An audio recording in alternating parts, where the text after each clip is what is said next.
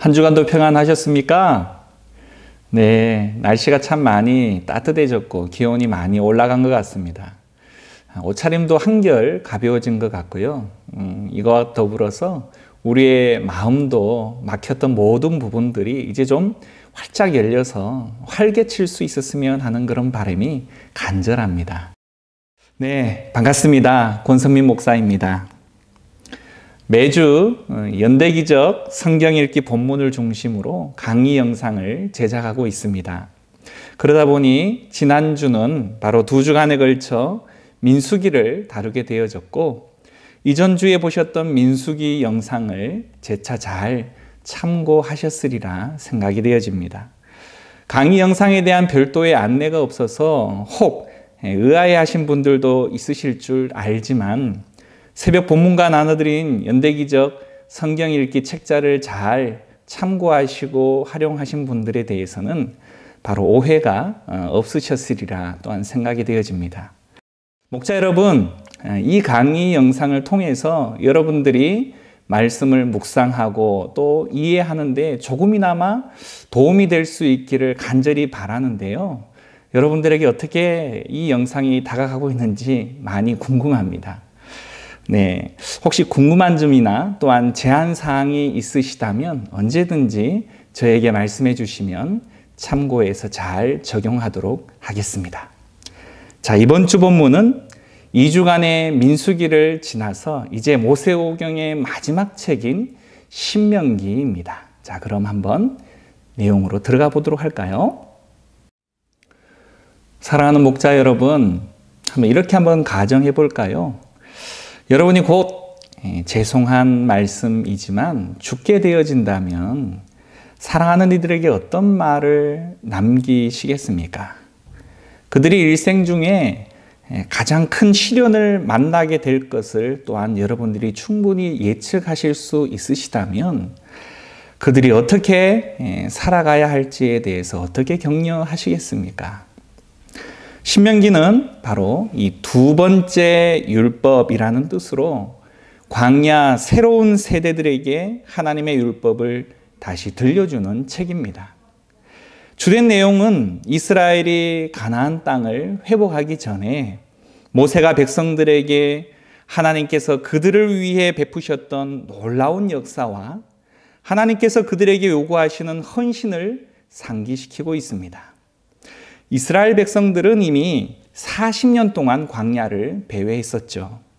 아브라함에게 주셨던 하나님 약속을 굳게 믿지 못했던 용고로 이토록 오랫동안 광야를 배회하게 된 것입니다. 그들이 애굽에서 노예 생활을 하다가 도망쳐 나왔을 때 20세 이상의 남자 성인만 60만 명에 이르렀습니다. 하지만 신명기가 기록될 무렵 그들이 약속의 땅에 들어가기 직전 출애굽 1세대의 생존자들은 모세 그리고 여호수아 또한 갈렙이 단 3명뿐이었다라는 사실이죠. 이스라엘 백성들은 애굽과 광야에서 일평생 한 번 있을까 말까 한 하나님의 놀라운 이적을 그들은 수없이 경험하게 되어졌고 하나님의 율법을 그들의 귀로 직접 들었습니다. 그들처럼 매일매일 하나님의 임재를 어렴풋하게도 아니라 명백하게 체험한 사람들은 아마 없을 것입니다. 낮에는 구름 기둥, 밤에는 불 기둥이 그들을 인도했고 매일 아침 숙소 앞에 먹을 것이 알아서 내렸고 어디선가 메추라기들이 고기를 먹고 싶어하는 그들에게 내려왔습니다. 황량한 광야에서 생명과도 같은 물이 도저히 있을 수 없는 기적과 같이 바위에서 샘솟았다라는 사실을 우리는 너무나 다 잘 알고 있죠. 물론 순종하지 않는 자들에게는 엄한 심판과 형벌도 내렸습니다.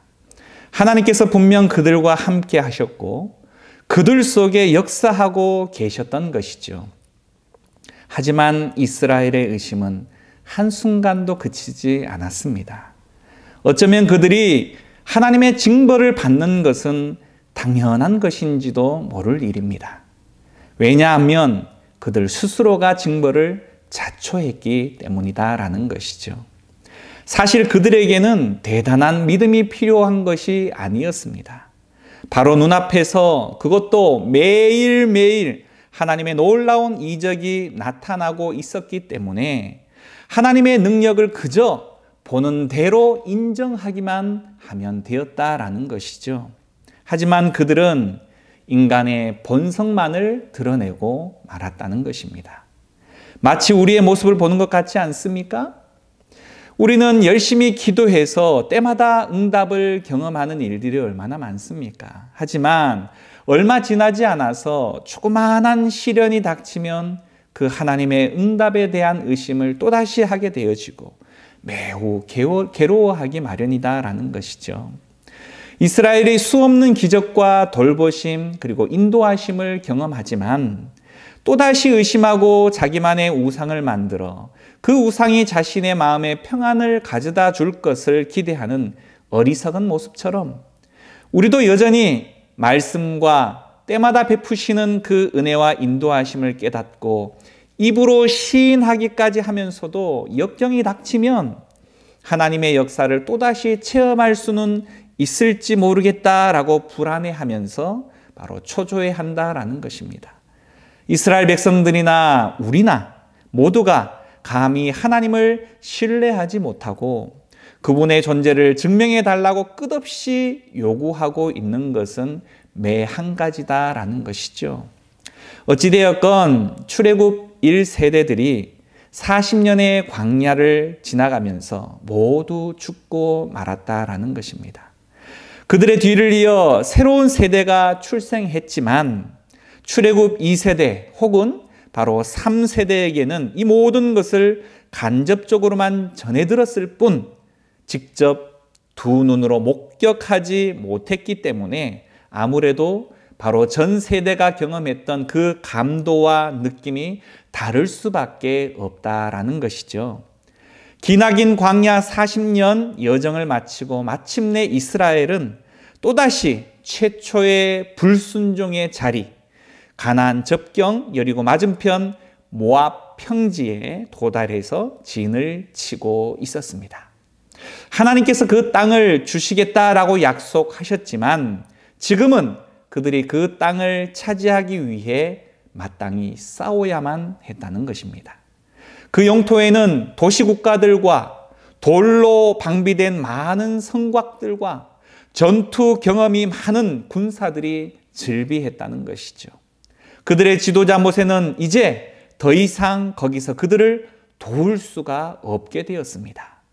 그는 이스라엘이 도망쳐야 할 때 더 이상 바다를 갈라주지도 못하게 되었고 그들이 목말라 할 때에 반석을 쳐서 물을 내지도 못하게 되었으며 고기를 달라 할 때 메추라기를 물어다 그들 앞에 줄 수도 없게 되었습니다. 이 시점에 우리는 잠시 그간에 이스라엘을 이끌었던 모세에 대해서 잠시 생각해 보았으면 좋겠네요. 모세는 참으로 경이로운 인생 그 자체였지 않습니까? 모든 아기들을 학살하라는 바로의 왕명이 시퍼런 그런 서슬이 들이올 때 바로 기적적으로 살아남아서 마땅히 노예의 신분으로 살았어야 마땅함에도 불구하고 애굽의 왕궁에서 자랐고 급기야 바로 하나님의 소명을 받아 40년 이상 이스라엘을 이끌고 험난한 광야의 삶을 살았다라는 것입니다. 그는 하나님의 소명을 따르는데 일생을 바쳤고 백성들을 애굽의 노예 상태에서 이끌어 약속의 땅으로 인도하는데 평생을 헌신한 사람입니다. 하지만 이제 그의 인생 여정의 막바지에 이른 지금 이스라엘 백성을 위해 죽을 고생을 수없이 했는데 막상 자신은 바로 그 약속의 땅에 들어갈 수가 없다라는 것입니다. 얼마나 비참했을까요? 그의 인생을 돌아보면서. 하지만 그는 이 사실을 너무나 잘 알고 있었고 담담히 받아들였다라는 것입니다. 왜냐하면 과거에 그가 광야에서 이스라엘 백성들이 목이 말라 투정을 부리게 되어졌을 때 백성들에 대한 그 분노를 참지 못하고 그만 혈기를 부려서 하나님의 말씀을 온전히 순종하지 못한 사례가 있었습니다. 그 결과라는 것이죠. 하나님의 소명을 받아 실로 아무나 할 수 없는 놀라운 일들을 행했던 사람이었지만 불순종의 결과로 바로 약속의 땅에 들어가지 못하게 된 것입니다. 사실 그는 하나님의 성품을 대변하는 매우 엄중한 사명을 바로 주체할 수 없는 자신에게 있는 그 분노를 지키지 못하고 분노 때문에 그만 바로 하나님 앞에 불순종의 죄악을 저지르고 말았다라는 것이죠. 사실 그만큼 위대한 일을 성경상에서 또 찾아볼 수가 있을까요?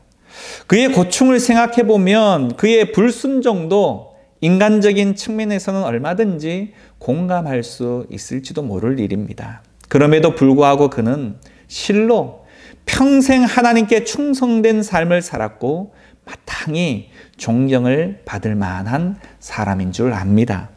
그래서 민수기 12장 3절에 바로 모세를 일컬어서 가장 온유한 사람이라고 바로 지칭하고 있습니다. 그는 자신의 마지막이 어떠할 줄 알고 그렇게 그리던 약속의 땅 가나안에 들어갈 수 없음으로 인한 안타까움을 뒤로 한 채 백성들을 떠나 하나님 곁으로 가기 전에 하나님의 놀라운 기적을 목도하지 못한 바로 출애굽 2세대들에게 가나안 땅이라는 새로운 환경에서 광야 1세대가 범했던 실수들을 반복하지 않고 하나님의 명령, 규례를 잘 지켜서 좀 복을 누리며 살 수 있도록 율법 전반에 걸쳐서 설명해주고 또한 그것을 풀어서 이야기해주는, 그래서 신명기는 그러한 내용들로 가득 차 있다라는 것입니다. 그래서 신명기는 과거 이스라엘의 역사, 특히 출애굽의 역사와 그 가운데 드러난 하나님의 은혜를 상고하게 되는 일들이 있습니다. 이미 신의 산에서 준 율법들을 고찰하며 보충해 주기도 하고 재해석해 주는 역할을 하기도 한다라는 것이죠. 일종의 율법의 주석 역할을 하기도 하고 새로운 환경에서 어떻게 적용할지를 알려주기도 합니다. 하나님께서 온갖 이적을 베풀어 이스라엘을 돌봐주셨다라는 것과 이스라엘이 하나님의 약속을 믿지 않아서 오랜 세월 동안 광야를 배회할 수밖에 없었다라는 것을 바로 광야 2세대들에게 알려주고 있다라는 것이죠. 이 새로운 세대를 위해 모세는 몇 편의 설교를 준비하게 되는데요. 이것은 이스라엘이 준수해야 할 하나님의 절기들과 그리고 율법들을 요약한 역사적인 교훈입니다. 그 핵심은 이스라엘은 오직 하나님만 경배해야 한다라는 것이고 또한 그들의 미래는 하나님께 어떻게 순종하느냐에 따라 달려 있다라는 것입니다. 이처럼 모세의 마지막 유언이 신명기의 대부분을 차지하고 있는 것입니다. 신명기는 이스라엘아, 네 하나님 여호와께서 네게 요구하는 것이 무엇이냐라는 이 질문을 던지게 되고 다음과 같은 4가지의 답을 주고 있습니다. 첫 번째는 내 하나님 여호와를 경외하라. 두 번째는 그의 모든 도를 행하고 그를 사랑하라. 세 번째는 마음을 다하고 뜻을 다하여 여호와를 섬기라. 그리고 마지막 4번째는 너의 행복을 위하여 준 명령과 규례를 지키라. 다시 말해 명령과 규례는 바로 우리들의 행복을 위해서 허락하신 하나님의 선물이라는 것이죠. 이렇게 모세가 이스라엘 백성에게 준 4가지의 영적인 원리가 신명기의 핵심에 해당하는 것입니다. 신명기는 창세기부터 신명기까지의 모세오경의 결론인 동시에 앞으로 전개되어질 구약 역사서의 신학적 근간이 되는 책입니다. 또한 신구약 성경에서 가장 많이 인용된 성경책이기도 하죠. 그만큼 중요한 책이라는 것입니다. 예수님도 사탄의 3가지 시험을 바로 이 신명기서 안에 있는 말씀을 인용함으로써 물리치셨습니다. 자, 그럼 이제 이 신명기의 구조, 이 틀을 한번 살펴보시도록 하겠습니다. 신명기는 새로운 세대들 앞에서 하나님의 율법을 설명하는 데서 시작이 되어집니다. 책의 중심에 나오는 율법들은 바로 12장부터 26장까지의 내용으로 하나님과 이스라엘 사이에 맺어진 언약, 다시 말해 조약 체결 형식으로 구성이 되어져 있습니다. 이는 시내산에서 받은 율법의 반복, 그리고 약간의 새로운 율법들이 그 내용들이죠. 그래서 이 책의 제목은 되풀이 신자를 사용해서 하나님의 계명을 되풀이해서 자세히 기록하는 책이라는 뜻을 담은 두 번째 율법이라는 것입니다. 이 율법을 중심으로 앞부분 1장부터 11장까지 모세의 시작하는 설교와 그리고 뒷부분 27장부터 34장까지 모세의 마지막 설교와 그의 죽음의 바로 내용들이 중심부에 해당하는 율법과 관련한 내용들 좌우편에 이렇게 배치가 되어져 있다라는 내용이죠. 자, 그렇다면 모세의 시작하는 설교가 바로 포함되어져 있는 전반부 1장부터 11장까지의 내용 가운데에 1에서 3장까지는 바로 지금까지 이스라엘의 이야기들로 구성이 되어져 있습니다. 모세는 먼저 그동안의 사건들을 요약하면서 이전 세대가 얼마나 하나님 앞에 불순종했는지를 바로 피력하고 있습니다. 광야에서 변함없는 은혜로 공급하신 하나님과 너무나 대조가 되는 부분이겠죠. 하나님은 그들에게 벌을 내리시지만 결코 언약은 잊지 않으십니다.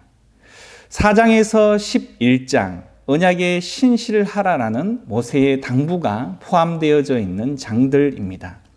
간곡한 설교를 통해서 모세는 새로운 세대에게 십계명을 상기시키면서 부모 세대보다 언약에 더 신실하라라고 당부하고 있습니다. 이 부분에서 바로 그 유명한 신명기 6장 4절에서 5절 히브리어의 쉐마에 해당하는 내용이 등장합니다. 쉐마, 바로 들으라라는 내용이죠. 우리에게 있어 신앙 고백이 사도신경인 것처럼 쉐마는 유대인에게 있어서 신앙 고백이고 또한 자녀 교육의 근간이며 율법의 요약체에 해당합니다. 신앙심이 깊은 유대인들은 정기적으로 이 쉐마를 암송하며 필렉터리라고 말하는 조그마한 가죽 상자에 이 말씀을 넣은 뒤에 이마와 그리고 팔에 묶고 다닙니다. 신명기 6장 4절에서 5절 제가 한번 읽어 들어볼까요? 이스라엘아 들으라. 우리 하나님 여호와는 오직 유일한 여호와이시니 너는 마음을 다하고 뜻을 다하고 힘을 다하여 내 하나님 여호와를 사랑하라. 이것이 유대교에서 매우 중요한 매일의 기도가 되고 이 구절이 신명기의 모든 주제들을 이어주는 바로 역할을 합니다. 이 본문의 주요 단어 들으라, 그리고 사랑하라, 그리고 유일한 여호와, 이 세 가지 단어에 대해서 잠시 살펴보기를 원합니다. 먼저 히브리어로 쉐마라는 말은 단순히 듣다라는 뜻 그 이상의 의미를 가지고 있는데요. 들음으로 반응하는 것, 다시 말해 순종을 의미합니다. 또한 히브리어로 사랑이라는 말도 이 감정과 결단 그 이상의 의미를 지니는데요. 바로 사랑으로 전심으로 하나님께 헌신하겠다라는 그 결단이고 우리의 의지, 감정, 생각, 마음을 다해야 한다라는 것입니다. 사실 하나님께서 먼저 이스라엘을 사랑하셨죠. 이스라엘을 선택하신 것은 그들이 자격이 있어서가 아니라 순수하게 하나님의 사랑 때문이었습니다. 그렇기 때문에 하나님께서는 우리의 사랑도 종교적인 의무에서가 아니라 바로 마음에서 우러난 것이기를 바라고 계시다라는 것입니다. 이렇듯 이스라엘이 순종하고 헌신하는 것은 훨씬 더 큰 목적을 위한 것인데요. 하나님이 시내산에서 약속하신 것처럼 율법을 순종하는 것을 통해서 열방에서 특별한 민족, 다시 말해 제사장 나라가 되기 때문이다라는 것입니다. 이제 모세가 그 방법을 알려주고 있는 것이죠. 이스라엘은 율법을 지키는 것을 통해서 바로 온 세상에 하나님의 지혜와 공의를 드러낼 기회를 갖게 되어지는 것입니다. 쉐마의 또 다른 핵심, 바로 유일한 여호와는 바로 그분께 헌신하고 순종해야 한다라는 것인데요. 문자적 의미로는 여호와는 한 분이라는 것이지만 여호와만이 이스라엘이 예배하고 순종해야 할 유일한 하나님이라는 사실을 바로 내포하고 있습니다. 이스라엘은 이제 가나안 땅으로 들어가려고 하는데요.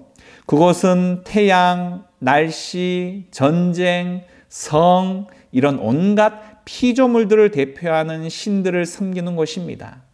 모세가 볼 때 이런 우상들을 섬기는 것은 바로 인간을 천하게 만들고 공동체를 파괴하게 하지만 창조와 구속의 이스라엘의 하나님을 예배하는 것은 바로 생명과 복으로 나아가는 것입니다.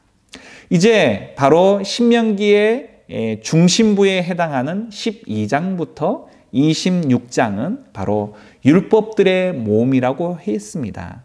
그래서 이 12장부터 26장 가운데에 먼저 12장부터 16장까지는 이스라엘의 예배를 다루고 있습니다. 시작은 바로 하나님을 예배하는 법규라는 것이죠. 그들은 중앙의 한 성전에서 유일한 하나님을 예배해야만 했고 가난한 사람들을 돕는 곳으로도 하나님께 예배를 드릴 수 있었습니다. 예를 들어 모든 이스라엘 민족은 연 수입의 10분의 1을 떼어서 성전에 드리고 3년에 한 번은 또한 10분의 그 1을 가난한 사람에게 나누어 주어야 했는데 이런 법규들로 인해서 이들은 고대 주변 민족들에 비해서 가장 정의로울 수 있었고 이는 모두 하나님을 예배하는 것과 연관이 있었습니다. 그리고 16장부터 18장까지는 이스라엘 지도자들의 자질에 대한 법규입니다. 왕, 장로, 제사장은 모두 언약율법의 권위 아래 놓이고 하나님은 선지자들을 보내어서 그들이 책임을 다하도록 하겠다라고 말씀하십니다.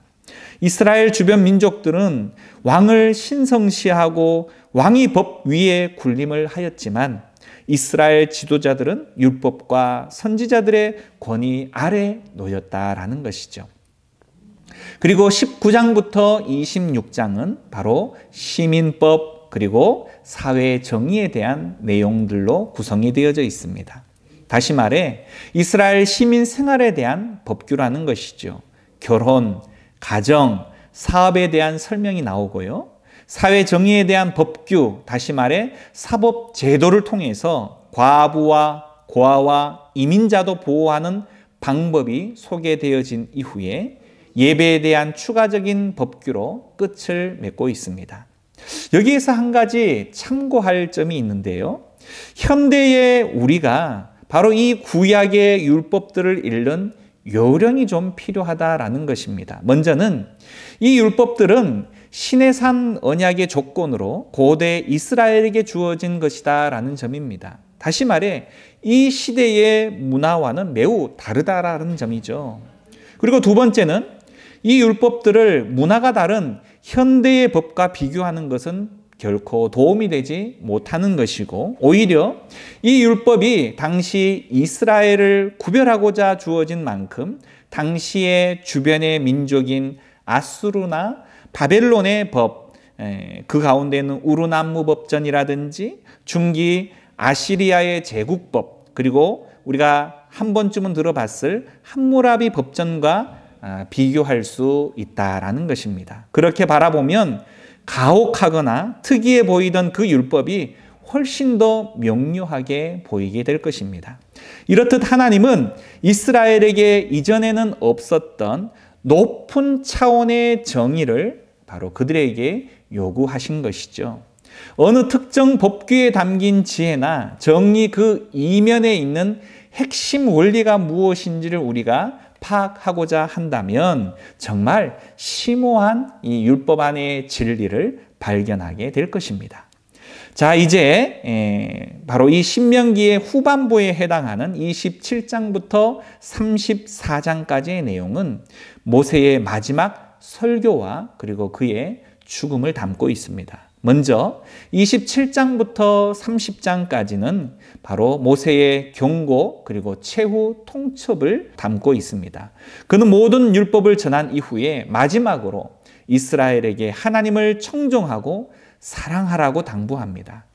먼저 하나님의 말씀을 듣고 순종하게 되어지면 모든 것이 형통하고 하늘의 큰 복을 받게 되어지지만 반대로 듣지 않고 그분의 말씀 앞에 거역하게 되어진다면 기근과 전염병과 황폐, 결국은 그 약속의 땅에서 쫓겨나게 되어지고 말 것이다 라고 경고하고 있습니다. 그리고 모세는 급기야 그들의 결정을 강요하게 되어지죠. 신명기 30장 15절에서 20절까지의 내용을 잠시 요약을 해보면 오늘 내가 생명과 사망, 복과 저주, 선과 악을 네 앞에 두었은즉 네 하나님 여호와를 사랑하고 청종함으로 생명을 택하라. 그러나 모세는 이스라엘 백성이 자신이 죽은 이후에 하나님께 돌아서서 이 불순종함으로 그 땅에서 쫓겨날 것을 이미 알고 있었습니다. 하지만 언젠가는 하나님께서 다시금 자기 백성들의 마음을 변화시켜서 진심으로 그를 청종하고 사랑하게 되고 진정한 생명에 이르게 될 것이다 라는 것을 말하고 있습니다. 이 약속은 이후에 바로 선지자 예레미야와 에스겔이 새 마음에 대한 소망으로 선포하게 되죠. 그리고 31장부터 34장은 모세의 유언이 담겨져 있습니다. 그리고 그의 죽음을 기록하고 있죠. 32장의 경고의 시, 33장에는 축복의 시가 그 내용입니다.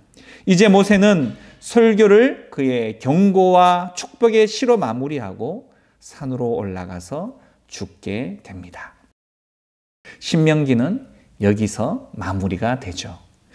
다음 주 영상은 이 모세를 이은 여호수아가 이스라엘을 이끌고 가나안 정착을 위한 점령 전쟁기가 나오는 여호수아입니다. 많은 기대 있으시길 바라겠고요.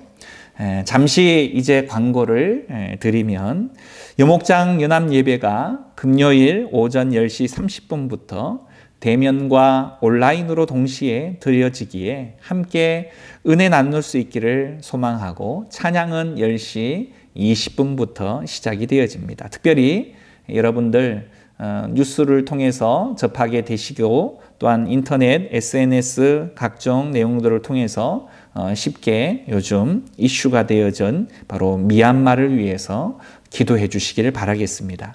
교회가 주력 사역지로 섬기는 그 땅에서 정말 하나님의 손길을 통해 평화와 자유, 복음이 온전히 정착되어질 수 있도록 그리고 23일 화요일, 지난 화요일 그 땅으로 돌아간 황재석, 윤효정 선교사님의 안전과 사역을 위해서 꼭 기도해 주시길 바라겠습니다. 오늘의 영상은 여기까지입니다. 감사합니다.